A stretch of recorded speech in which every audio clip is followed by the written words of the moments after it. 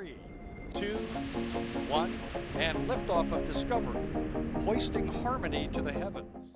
Hello everyone, today we are taking a look at the exact factors considered prior to an Astra launch. Launching a rocket is an immensely difficult task that requires a lot of preparation. All of which leads up to a single moment where the rocket either successfully lifts off or fails in many different ways. In Astra's time attempting to reach orbit, they have had some unique launch failures. However, these failures provided the company with invaluable information that they applied successfully to reach orbit for the first time not long ago. Due to the risk of launching a rocket and the complexity of the mission, rocket companies have a long checklist prior to attempting to take off. Astra just recently highlighted the exact process and how they prepare for the next mission. This includes interesting information regarding the customer, range, weather, licensing, and much more. Not long ago Astra for the first time managed to reach orbit and deploy payloads. In the past few months, they have continued to improve past this milestone and work towards a more consistent and fast-paced future of accessing space. Here I will go more in depth into the exact preparation for an Astra rocket launch, what to expect, and the future of Astra. There is a lot that goes into setting up and preparing for an upcoming launch.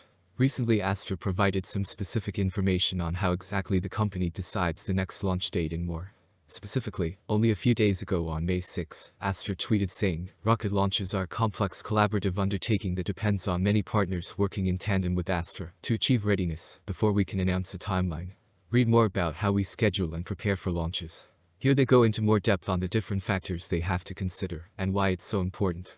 The first thing they point out is determining a launch date is not straightforward, and publicly announcing that date happens towards the end of a months-long preparation process, not the beginning. In reality, there are many factors that affect the timing of launches. Things like the schedule are typically fluid until specific conditions are met, which is why Astra does not communicate its next launch date until they have confirmed readiness in a few different areas. These 5 different areas include licensing, customer, range, weather, and Astra. Starting with licensing, which occurs when Astra's multiple regulators, such as the FAA, FCC, Air Traffic Control, and Coast Guard have approved all required licenses and notifications, all of which are required for public safety. The detailed analysis of Astra's trajectory and the radio frequencies they use help to ensure that their rocket does not create a hazard for people who may be near the launch site and further afield in the path Astra's vehicle takes to orbit. These include notifications to pilots, NOTAM, notifications to sea vessels, NOTMR, and receipt of both the spaceport range approval and the launch license. Filing for a license to launch is not a guarantee that a launch will occur. This process, as you can imagine, is taken very seriously and necessary to ensure the safety of different people. The next area occurs when the customer has prepared its payload for integration into the launch vehicle. Payload readiness includes ensuring that the payload can travel to the payload integration location, that the environment at this location can be controlled, and that the payload can connect and speak to the rocket. All of which are important factors to consider before moving on to the next step. The next area occurs when the range and or launch site approves Astra's launch dates.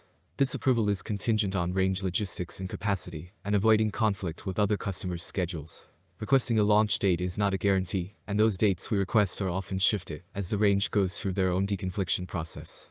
Thankfully for Astra, they have access to more than just one launch pad, however it still can be a process working to get access to the range. The next area of consideration that plays a big role in the launch timeline has a very big effect on different missions. Specifically, Astra closely monitors weather reports at the range and their launch site, and have to remain flexible if there are forecasted weather events that could be unfavorable to launch, such as heavy wind and lightning. It's also important to point out that if the process of range deconfliction, customer readiness, or licensing causes the projected launch date to change into another month, it impacts the licensing analysis, causing additional licensing work, and further delay of the launch. Lastly, Astra points out that bringing together the Astra launch system, including a completed rocket launcher system, and running through their built-in tests and procedures to make sure every component is ready for launch, is critical to the success of every mission. Astra's mobile-first launch system allows for more flexibility than systems that use fixed infrastructure at the launch site. The agility built into the system allows them to flex their scheduling to align with the other partners in this process. As Astra increases its launch cadence, they are also pushing the boundaries of the support environment, from regulatory agencies to the launch capacity of the ranges. Because of these interdependencies, Astra only communicates dates when they have a reasonably high degree of certainty that they will have met these conditions. Ideally, they announce an exact launch date and are ready to take off on that exact day. In terms of where to find these exact launch dates, the company points out that there is a lot of speculation online about their launch dates, and even websites that publish their supposed launch dates. Astra stresses that these websites are not a reliable source of information, as they do not have access to all of the data necessary to determine a launch date. Astra will officially announce launch dates on Twitter after they receive approvals from the range and their launch sites and applicable regulatory authorities. Twitter is also the company's priority channel for communicating launch ops updates. Now that we know the exact process and steps that go into an Astra launch date, we can take a look at the company's upcoming launches and plans. One exciting mission not far away is the NASA Tropics mission. Tropics will allow NASA to create more detailed data on tropical storm development, while also proving the effectiveness of multiple smaller satellites working in tandem. Currently, the LV-0010 rocket and the first payloads for the NASA Tropics mission are ready for this launch, and Astra are awaiting approval from the range/launch site and regulators to announce launch dates. Their license with the FAA will cover all 3 Tropics missions, which they expect to receive in the next few weeks. In addition to this upcoming mission, Astra is also working on improving other factors of the launch process, such as daily launches. They point out that while there are complexities to announcing the next launch, Astra aims to achieve a daily launch capability by a. expanding the number of spaceports, b. using private and exclusive use launch sites, c. leveraging streamlined regulatory processes, such as the FAA's Part 450 license, d. using its existing mobile launch capability, and e. requiring limited infrastructure at the launch site. All 5 of these steps, if worked on, could allow Astra to significantly increase their launch cadence. They're already making impressive progress on some of these steps, such as using private and exclusive launch sites. Back in late last year, Astra announced that it plans to deploy its first satellite in orbit for the National Aeronautics and Space Administration in January 2022. More importantly, the launch was from Cape Canaveral and conducted out of Space Launch Complex 46, SLC-46.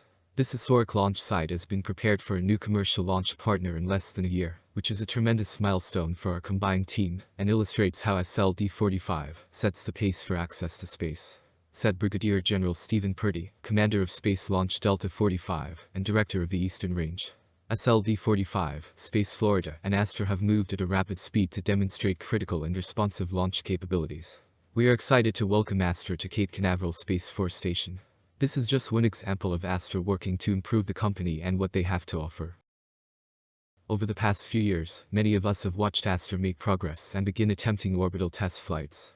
While it took a few tries to get it right, the company recently reached a massive milestone and successfully deployed payloads in orbit. Over the past few months especially, Astra has been making a lot of fast progress as they work towards their ambitious goals. Recently they highlighted the extensive process and factors that go into one of the company's launches. This includes licensing, customer, range, weather, and Astra. We will have to wait and see how it progresses and the impact it has on the space industry. Thank you very much for watching.